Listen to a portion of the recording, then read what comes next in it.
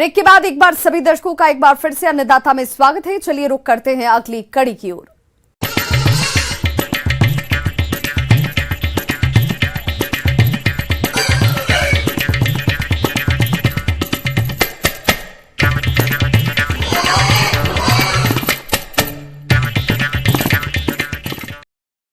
राज्य में सर्दी का दौर चल रहा है।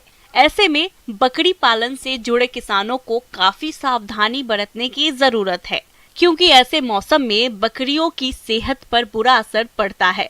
इसलिए मौसम के अनुरूप इनका प्रबंधन करने की जरूरत होती है, जिसके बारे में बता रहे हैं पशु वैज्ञानिक डॉक्टर SK श्रीवास्तव।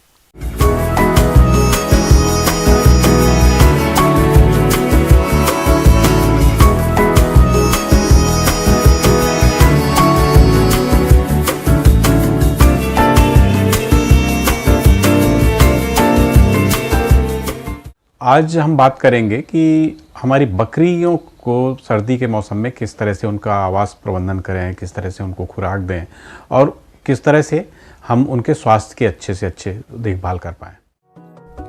किसान भाइयों, इस मौसम में बकरियों और उनके मेमनों के लिए आवास और आहार का प्रबंधन करना अति आवश्यक होता है। तभी आप अपने पशु से अधिक लाभ ले सकते हैं। तो सबसे पहले बात करते हैं आवास प्रबंधन की।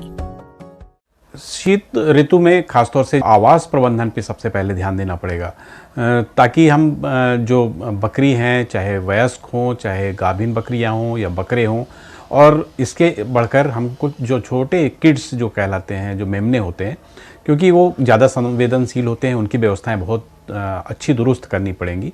तो उसके लिए हमको ये ध्यान रखना है, बिल्कुल जो साफ़ सुथरा आपका बाड़ा है उसमें वेंटिलेशन तो अच्छा हो ही, लेकिन रात में ऐसी व्यवस्था हो कि वो आप कवर कर सकें। उसमें पर्दे, ऐसे मोटे पर्दे लगा के रखें, पुरानी टाट की बोरियां लटका के रख सकते हैं, लेकिन उसकी व्यवस्था ऐसी करें कि वो दिन के समय जब धूप हो तो आप उसको उठा लें या खिसका दें, ताकि रोशनी और धूप की किरणें अंदर आ पाएँ। और जो ठंड का समय शुरू होता है शाम को 6 बजे से लेकर सुबह 7, साढ़े 7, 8 बजे तक के लिए, तब तक आपको बंद रखना। किसान भाइयों, आप जिस स्थान पर बकरी को रखते हैं वे स्थान बिल्कुल साफ सुथरा व सूखा होना चाहिए और शेड की रोज साफ सफाई या लाल दवा से धुलाई करनी चाहिए। साथ ही अधिक ठंड पड़ने पर बकरियों के बैठने वाले स्थान पर पुआल या सूखी घास फूस बिछा देनी चाहिए। जिस स्थान पर मेमनों को रखते हैं वहां हीटर का भी प्रयोग कर सकते हैं।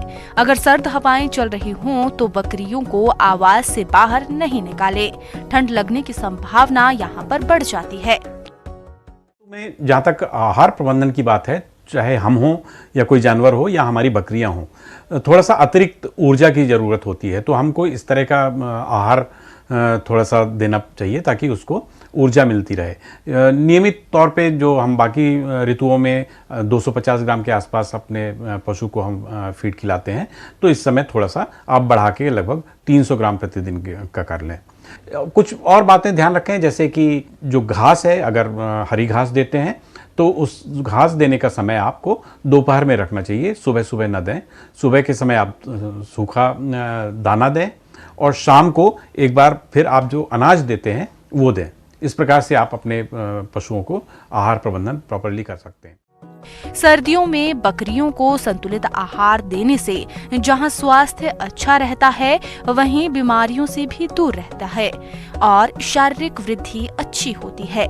हरे चारे के साथ संतुलित आहार नियमित रूप से कम एक दिन में 2 से 3 बार दिया जाना चाहिए। किसान भाइयों, बकरियों को प्रतिदिन आहार में दाना 300 ग्राम, हरा चारा 2 किलोग्राम और खनिज मिश्रण 10 ग्राम आवश्यक रूप से देना चाहिए। इससे बकरियों को सर्दी से बचाव में बेहद अधिक मदद मिलती है।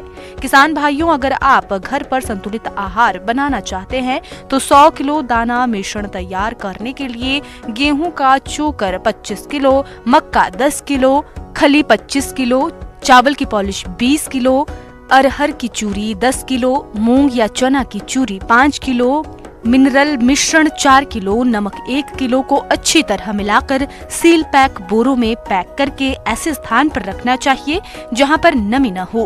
साथ ही दाना मिश्रण खिलाते समय ये ध्यान रखें कि दाना फफूंदी रहित होना चाहिए। इसके अलावा आपको एक अपने व्यवस्थापन में एक और महत्वपूर्ण परिवर्तन करना पड़ेगा कि आपको बकरियों के लिए जो स्टोर किया हुआ पानी है उसको न देकर आपको फ्रेश वाटर ही आपको पीने के लिए देना है बकरियों को, ताकि वह ताज़ा रहे, कीटाणु रहित रहे और साथ ही साथ वह हल्का गर्मपन भी लिए हो। ये चीज़ों का ध्यान आपको अपने आवास प्रबंधन पे। यूँ तो यह मौसम पशुओं के लिए काफ़ी स्वास्थ्य के दृष्टिकोण से काफ़ी अच्छा माना जाता है, लेकिन बकरियों में ख़ास तौर से यदि उनको सर्दी लगी तो वह सर्दी धीरे धीरे निमोनिया का रूप लेती है और निमोनिया भी कभी कभी परिवर्तित होकर पीपीआर नामक भीषण बीमारी का कारण बनता है।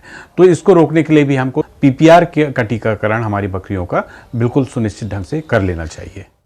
आगे और भी है खेतीबाड़ी से जुड़ी हुई बहुत सी रोचक जानकारियां, पर यहां रुकेंगे एक छोटे से ब्रेक के लिए, जल्द हाजिर होते हैं।